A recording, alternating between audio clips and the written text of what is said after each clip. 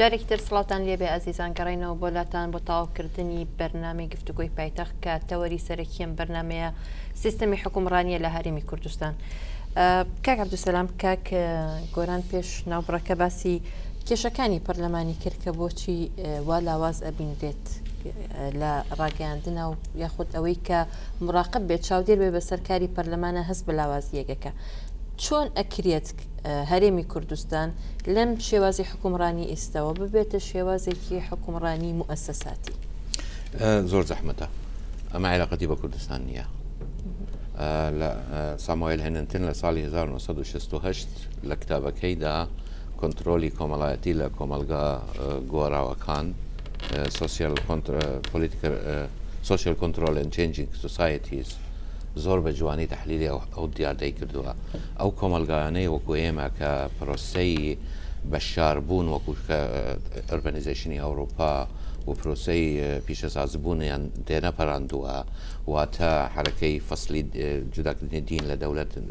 نەبووە، لیبرالیەت نەشەسپاوە، تاکی ئازادی خاوەن بریاری خۆی دروست نەبووە، هێشتا هەمومان بەشێکین لە گروپێک، ئیتر گرۆپەکان سیاسی بن، ناوچەیی بن، هەرچێکی بن. تا ئێستا ئابوووریەکی بەهێز و بە قووەتمان نییە کە بەهێز دەربیت لە دەوڵەت، کە ئەمە هەمووی نەبن، ئەمە مەرجی دیموکراسین. دیموکراسی کولتورە. پەرلەمان هیچ نییە لە غەیری ئەنجام و دەرهاوێشتەی ئەو هەموو پرۆسەیە. بۆیە ئەم کۆمەلگانەیە کە لەو قۆناغەلا تێپەر نەبوونە و بە تایبەتی لە کوردستان ئەگەر باسیکەین هێشتا ئەوەی زاڵە لە کوردستان و ئەوەی بەهێزترە لە یاسا و لە دام و دەستگا دابوونەریتە. پەیوەر و بەهای کۆمەڵایەتین کە پێوەر و بەهای کۆمەڵایەتی گوندن، هی خێلن، خۆی چەکدار کردووە بە هەندە تەفسیری دینی تاکو ڕێگا بگریت لەوەی بیرۆکەی تازەی کە دیموکراتی پێویستیتی داخل بیت. لەو کولتورە ئێمە حرامە،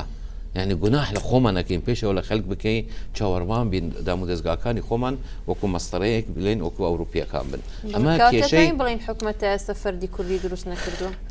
حکومەت فەردی کوردی دروست ناکرد. دەزانی ئەمەش ئەگەر ئێمە وا بکەین گوناحە چۆن کە ئەلێن من گلەی خەڵکی ئەلێت پەرلەمان منی تعیین نەکردووە، چۆن ئەلێت پەرلەمان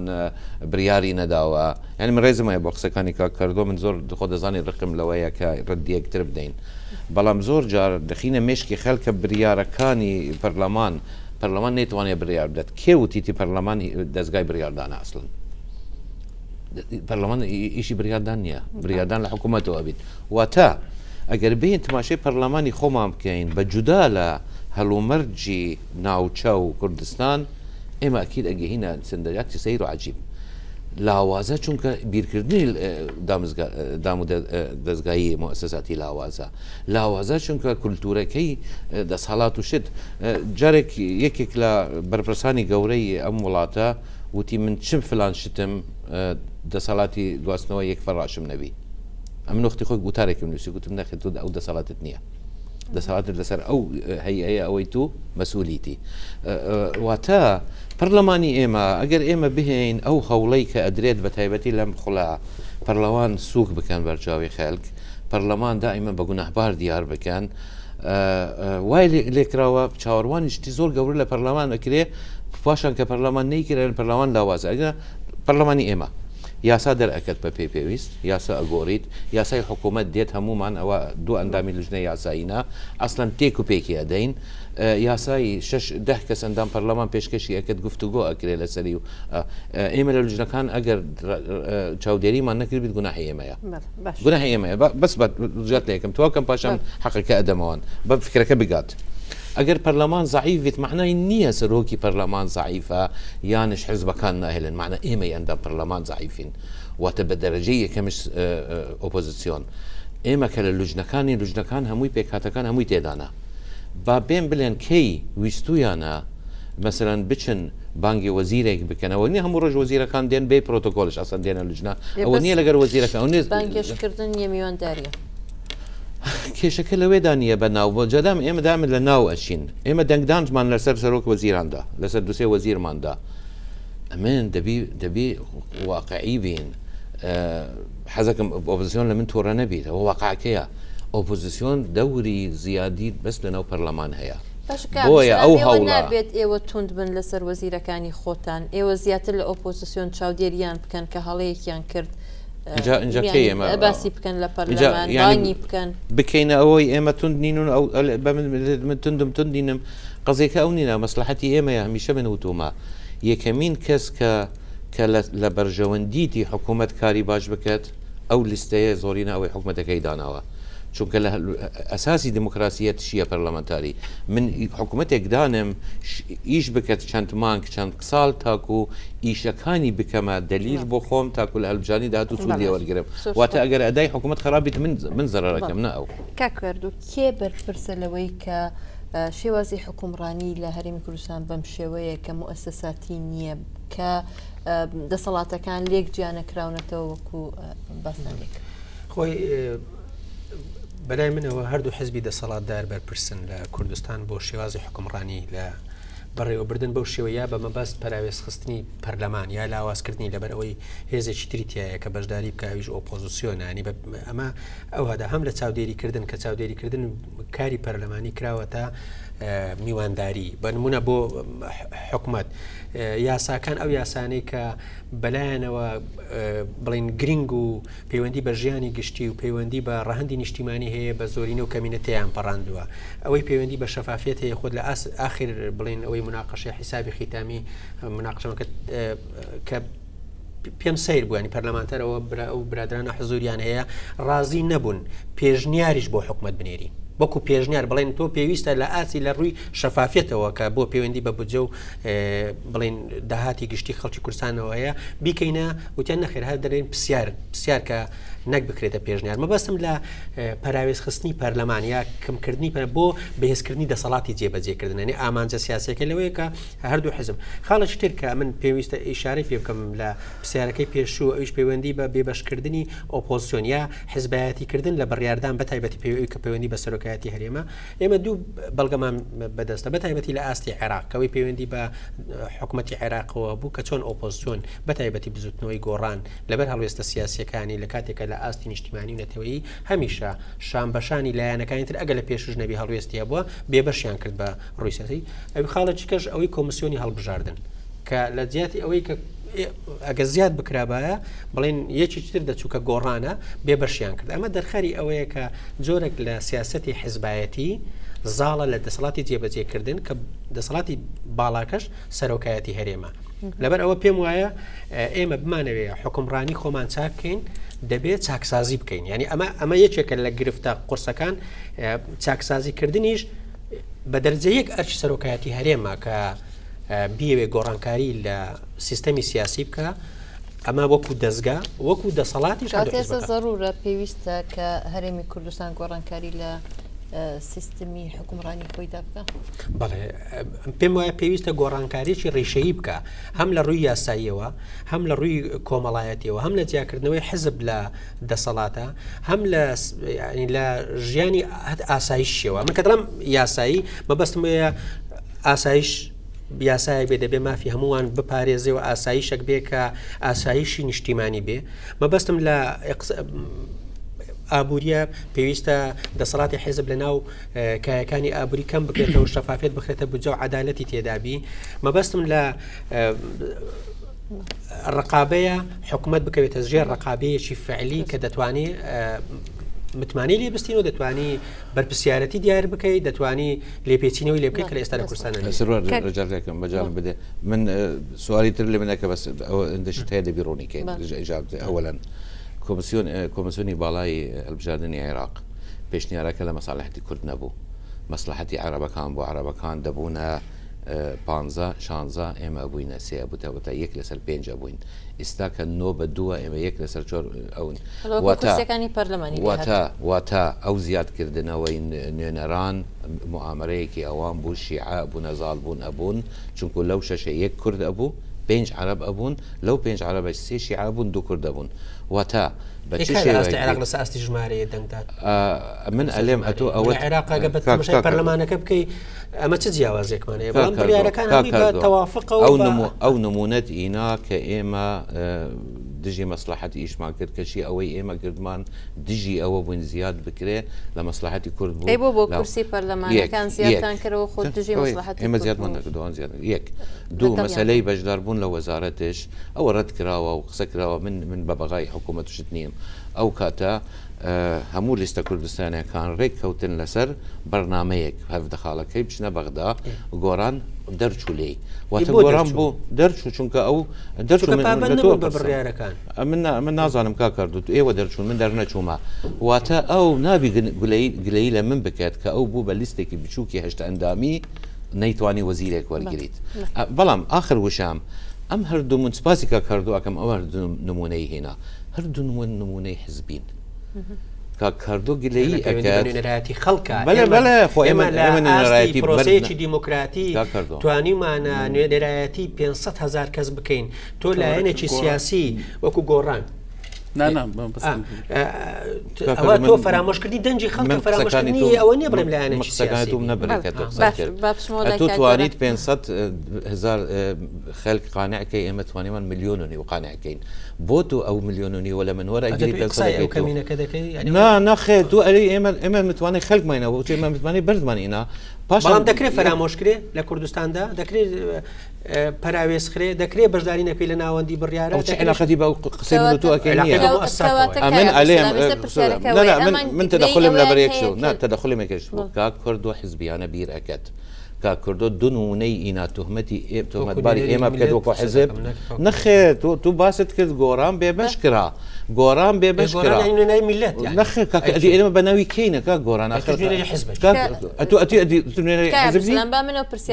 حزبم بەڵام ئەمە باز لە مؤسسات دەکەیت حزبی من نوێنەری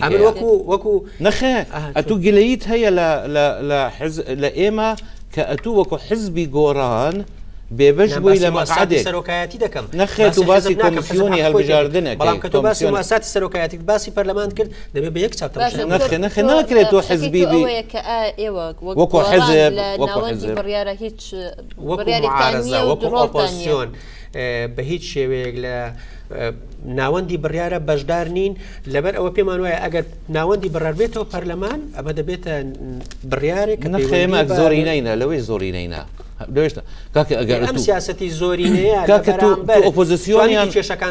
ئۆپۆزیسیۆنیان ئەتەوێت بەشێک لە بڕیار بۆ مەسەرەی نیشتوانی دەبێت بڕیارە لە ئاستی عێراق من نەخێ ناکرێت ئێمە داوامان لێ ئێوە حزب بڕیار بدەیت ئێمە لە عێراق چ دەکەین تو گلەیت هەیە لە وەکو حزب نوێنەرت نەبوو لە من نەیکەمال دو نمونەتینە بۆ تو خراپ بوو ئێمە داوامان ئێمە داوامان حزبی یان لەسەر ئەساسی حزبی ئێمە نوێنەری میلەتم بۆ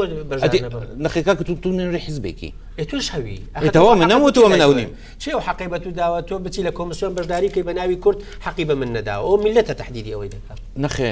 ملت تحدیدی کردووە زۆرینە باوەری بە من هەبوو بە تو نەبوو ملت تحدیدی کردووە سروەخان ناکرێ معارەزەبی قبول نەکەی بەشداربی لە حکوومەت و داوا بکەی بەشداریت پێ بکەن ئێمە لە تشکیلکردنی حکوومەت پاش 2009 ڕجامان لێکردن بەشدار بن لە حکوومەت گوتیان ئێمە لە معارەزە ئەمینین ئەو بریارە ئێوە وەرگرتانە ئێستا گلەیمان لێ نەکەن کە بەشداریتان لێ نەکەن ئێمە دەمانێت ئەرکی معارەزە لە دەرەوەی بڕیار بیت وگلەی لە بڕیار ئەرکی سەرۆکایەتیشە بە یەک چاو تەمەشای ناکرێت کا گۆڕ دەبی صافیکەن ئێوە خلاف نییە من ئەم قسانە گەر کاردۆ ناکەم ئەوەی زانیت من بۆ خەلکەکەم ئەتوو بریارت داوا معارەزە بمینی داوام لێ نەکە لە مەسەلەیە کە ئاستی عێراق تۆ داوای یەک گوتاریم لێ دەکەی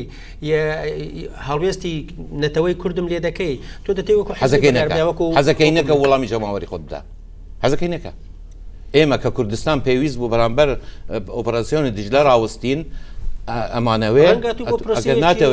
ئەگەر ناتەوێ بیکەی وەڵامی جەماوەری خۆت بدە ئەمە ئەرکی نیشتیمانی خۆم جێبەجێ دەکەم واتە من داوات لێ ناکەم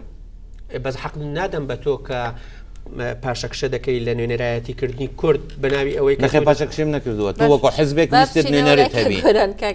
ئەو مەبەستەی من پێم خۆشە تۆش بەشدار بکەیت هەیە نەچەسبێت لە ئەوەی خەلکن و واقع با پرسیارەکە لە کاگۆران بکەم هەر لەسەر ئەم بابەتە کاگۆران تۆ ئەم مەسەلە چۆن نەبینیت ئایا ئۆپۆزیسیۆن ئەکرێت لە مەسەلە نیشتیمانیەکانە لەگەڵ دەسەڵات بێ بەڵام ئەو کاتی کە ئەمان پێویستیان بەوەیە کە دەنگیان هەبێت لە ناوەندی بڕیار بیان خانە دەرەوە بڵێن ئێوە ئۆپۆزیسیۆنن بەڵێ باشە من وەڵامی و پرسیارە دەدەم و یەک دوو کۆمنتیشم هەیە و کەمێک شکاتم بدەنێ بەڕاستی ئێمە جەدەلەکەمان ئەوەی لەسەر مەسەلەی سیستەمی سیاسی بوو و لەسەر دیاریکردنی سیستەمی سەرۆکایەتی و پەرلەمانی بوو و بۆچی ئەم سیستەمەی ئێمە کە ئێستاکە با بڵێن سیستەمەکە پەرلەمانیشە بە سەرۆکایەتیە بۆ بیکەین بە پەرلەمانی تەواوەتی ینی ئێمە یەک دوو خاڵمان ڕوون کردەوە بەڵام ئیتر ئێستا جەدەلەکە هاتە سەر مەسلەی دیموکراسیەت و مەسلەی ئایا زۆرینە بڕیاری بەدەست بێ و موقعی کەمینە لە ناو گەمەی دیموکراسی لەکوێیە من سەرەتا ئەو هەر لە ناو تەوەرەکەیە ئەوە تەواو دەکەم کە ئێمە کە قسە لەسەر سیستەمی سیاسی دەکەین سیستەمی سیاسی شتێکە لە دەستورات جێگیر دەکرێت ئەوە ئێستا ئەمە پرۆژەی دەستوری هەرێمی کوردستانیشمان هەیە جێگیر کراوە و دەستوریش عقدێکی ئیجتیماعیە لە نێوان هاوڵاتیان و دەسەڵات بە پێی ئەمان نەزەری با بڵێن لۆبس و هۆک و جانجاگرۆسۆ و ئەو عقدە ئیجتیماعیە کە بڕیار دەدا هاوڵاتیان لەگەر ئەو دەسەڵاتی بەڕێوەی دەبات چۆن بژی لە نەتیجەیە دەستور خەڵک بڕیاری لەسەر دەدا و خەڵکیش ڕێکخراوە لە چوارچێوەی حیزبی سیاسیدا دەتوانین برێم زۆرینەی خەڵک یانی دایمەن پانتاییەکی کەم ماوەتەوە بۆ مەسلەی بیرکردنەوەی خەڵک وەک مەسلەی بێلایەن بە تایبەتی ئەو حالەتی کە عەبدولسەلام باسی کرد کۆمەلگای ئێمە کۆمەلگایەکە جارێ قۆناغەکانی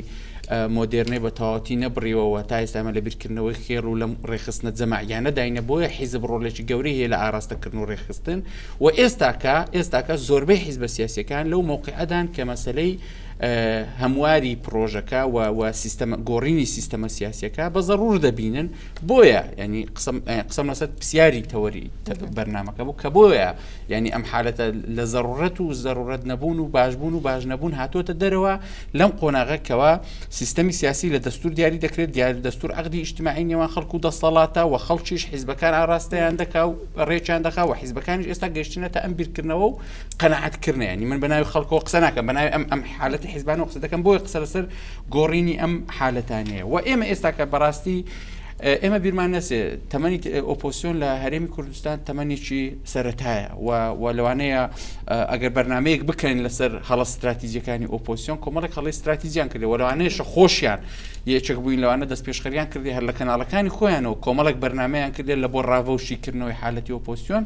دیارە ئەمە سەرەتای شێوازی کارکردنیان بۆ لە مەسلەی سەرەتادا بۆیە لەوانەیە تێگەیشتن لە ڕووی فەلسەفە و بیرکردنەوەی کاری ئۆپۆسیۆنی و لە نێوان مارەسەکردنی شێوازی دەسەڵاتە کۆمەڵێک کەم و کوڕی هەبووە من پێم وایە ئەو شوێنی ئەو دامەزراوی کە ئەبێ ئۆپۆسیۆن ڕۆڵی تێدا هەبی و ڕۆڵی ئەساسی تێدا دەبینی و کە ئەڵەی بەشێکە لە ناو سیستەمی سیاسی بریتن ناو پەرلەمانی کوردستانە و حکوومەتی زۆرینەیە حکوومەتی ئەوەیە کە بڕیاریدا بچێتە حکوومەت و بڕیارەکان ئەم حالەتە دەری دەکات بەڵام ئۆپۆسیۆنیش چاودێرێکی وردە لەسەر ئەدای ئەم حکوومەتە وەلەناو کرد بەڵام پرسیارەکەی منەوە بوو ئایا ئۆپۆزیسیۆن بۆی نییە بەشداری ینی لە ناوەندی بڕیارە بەشدار بێت بەبوونی من ئێمە کۆمەڵێک شتی با بڵێن سەرەتایی و ئەساسیاتەیە بۆ حکوومەت ئەمە حکوومەت خۆی ممارەسەی دەکات و ضرورنی ئۆپۆسیۆن تەدەخولی تێدا بکات ئەوەی بەڵام کۆمەڵێک شتی کە وەک پێی دەگوترێن مادەن ئێمە قسە لەسەر قۆناغی هەرێمی کوردستان دەکەین ئێمە بیرمان نەچێت دەوڵەت نین و هەرێمێکین هەموو دەمیش هەڕەشەمان لەسەرا و بەردەوام قسە لەسەر مەسەلەی یەک ریزی و تەبایی دەکرێتواتە دۆخی هەرێمی کوردستان ڕێگە بەو ململانی سیاست توندانە ناداتن زۆرجار لە ناوخۆی هەرێمی کوردستان لەبەر مەسەلەی کێشەکانمان لەگەڵ بەغدا بۆی کە ڕێگە بە ململانی توندانە نادا بەڵێ ئێمە لە کۆمەڵێک پرسی گرینگە لە کۆمەڵێک پرسی چارە نووسازە لە کۆمەڵێک یاسادا ئەمە ڕێی خۆمە ضرورە ینی حالەتی ئۆپۆسیۆن بەشدار بێت لە کامانە ئەو پرۆژە یاسایانەی کە من پێی دەگوترێم ڕەهەندی سیاسی و حیزبیان هەیە ڕەهەندی سیاسی و حیزبیان هەیە کە من حیزبی بوون وەک دەڵێم زۆر بە شانازی یانی شتێک نیە لای من عیبە بێ بۆ نمونە تۆ بەیانی هەڵبژاردننی پارێزگاکان دەکەیت ئەم ئۆپۆسیۆن تایدا بەشدارە نابێ قسەی هەبێ کورسی و دەسەڵاتی ئەم ئەنجومەنی محافەزاتە چۆن بێ کە ئەم نوێنەری ئەبێ بەیانی تۆ کۆمیسیۆنی هەڵبژاردن دادەمەزێنی ئەم کۆمیسیۆنە قسە لەسەر ئالەتی ئینتیخابی ئەم هەرێمە دەدا و تەزویرە و تەزویر نیە و حەقیقیە و حەقیقی نیە و کورسی چۆن دابەشکرێت و چۆن دابەزنکرێت ڕێنماییەکان چۆن بێ ئێم ئۆپۆسیۆنە تێیدا بەشدارە نابێ بەشدار بێ لە ڕێخستنی ئەم کۆمیسیۆنە تۆ بەیانی بودجەی ئەحزاب ڕێک ئەخی بڕیار دەیار حیزبێک چەندی پارە بەرکەوێ بۆ ئەدای دیموکراسی خۆی و بۆ تەنشیتی عملی سیاسی خۆی لەناو گەمەی دیموکراسیە ئێنابێ ئەم ئۆپۆسیۆنە ڕێی هەبێتن لەناو ئەم یاسایەتی هەبێ تۆ بەیانی دەستور دەخی ڕفراندۆمەوە ئەم بەشێکە لەناو سیستەمی سیاسیەکە و سیستەمی سیاسی تێدا دەرکراوە نابێ ئەم حالەتی ئۆپۆسیۆنە ڕێی هەبێ من لەگەڵ ئەم حالەتانە بەڵام بەیانی سولفەی زەواز بڕیار دەدەن ئەم حکوومەتی هەرێمە دەڵێ من 5 ملیۆن دەدەم بە گەنجی خۆ 5 ملیۆن اقتیداری خۆم هەیە ئەمە کێشەی ئۆپۆسیۆنیە بڵێ نە ئەم حکوومەتە وایە لە بەروی من داوا دەکەم ئیلەی 15 ملیۆنی بدا کەی تۆ هاتیە سەر حکوم 20 ملیۆن بدا بەڵام ئەم دەسەڵاتی ئێستاکە 5 ملیۆن دەدا ئەمانە شتێکە کە زۆر جار لە حالەتی گفتوگۆدا من ئەمانە بە ئیشی ئۆپۆسیۆن نبینیم باش بێ خراپ بێ ئۆپۆزیسیۆن کەواتە بۆی هەیە بەشدار بێ لە هەندێک بڕیاری سیاسی پەیوەندی بە ڕەهەندی نیشتیمانیەوە هەیە بەڵێ بەڵام لەکوێ ئەم لەناو پەرلەمانی ئەم لەناو پەرلەمانی کوردستانە بۆ نمونە ئێمە ناکرێ بە ڕێی من ئێمە بەیانی کۆمیسیۆنێک بە زۆرینەیەکی پەرلەمانی تێپەڕێنین برادرانی ئۆپۆسیۆن لەگەڵمان بەشدار نەبن لە گفتوگۆ و داڕشتنی دەقە قانونیەکە واتە ممارەسە و گفتوگۆ و ڕاگۆڕینەوەیان و ئێستاکە ئێمە تقریبەن هاتوونێتە ئەم قەناعەتە بۆ نمونە یاسای هەڵبژاردننی پارێزگاکان دەسەڵات ئەمە کاکاردۆزانی ساڵێک و 6 مانگە لە پەرلەمانە و تقریبەن 4-5 خاڵی ناکۆکمان ماوە بەڵام ئێستا وەک جاران بە زوو لەوانەیە مناقەشەمان کردبا و پەسەندمان کردبا بەڵام ئێستا ئەم پرۆژانە ڕاوەستاوە بۆ دەمانێت بەشداریان لەگەڵا بکەین بەڵام ئێستاکە شێوازی بەشدارکردنەکە چۆنیەتی ڕێی وەرگرتنیان زۆریان بە قسە بکەین کەمیان بە قسە بکەین ئەوانە ماوە لە نەکراوە ئەمانە ڕاوەستاون بۆ ینی ئێستا بەس گەیشتونەتەوە قەناعەتە پەسەندی نەکەین بە زۆرینە بەڵام چۆن لەگەڵیان بەشدار بین ئەمە تا ئێستا خلافی هەیە و بۆی ئەم یاسایانەش تا ئێستا لە پەرلەمان پەسەند نەکرا و راپۆرتی لەسەر نەنووسراوە ئەو چاکسازیانی کە پێویستە بکرێت لە سیستەمی فەرمانڕەوایی کاتم زۆر کەم ماوە لە سیستەمی فەرمانڕەوایی لە هەرێمی کوردستان لەکوێوە دەست پێ بکرێ بۆ ئەوەی ئەم سیستەمانە ببێتە سیستەمی مؤسساتی کە مؤسسەیە زۆر پێویستی بەوەیە کە دەست بە چاکسازی یاخود دەست بەوە بکرێت تایدا کە سیستمێکی مؤسساتی تیابێ تشریعیە سەرۆکایەتیە ڕأيي واضحة يعني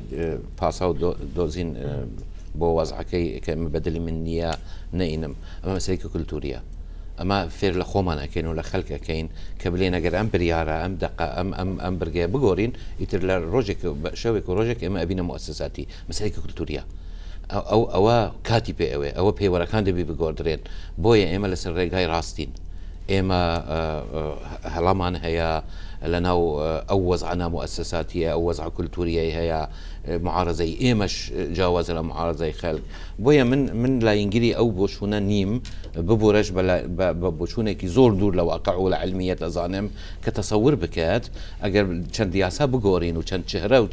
چەند خەڵک بگۆڕین ئەمە ئیترتەوا ببینە مؤسساتی مەسەلەکە کولتوریە مەسەلەکە ئەو تەنها یەک شت من ئەمەوێ بیلێم